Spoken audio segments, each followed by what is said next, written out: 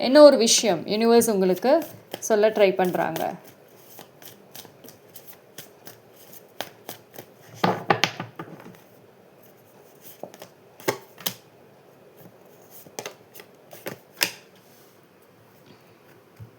Sir நீங்கள்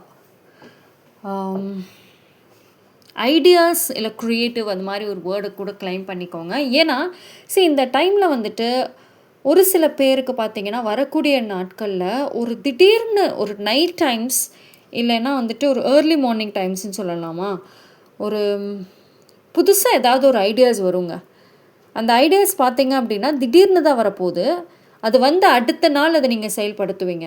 இது வந்து உங்களுடைய ரிலேஷன்ஷிப்பா இல்லை லைஃபா இல்லை கெரியரா எதுனாலும் கூட அது திடீர்னு வரக்கூடிய ஐடியாஸாக தான் இருக்கும். உங்களை மீறி அதை நீங்கள் லான்ச் பண்ண போகிறீங்க.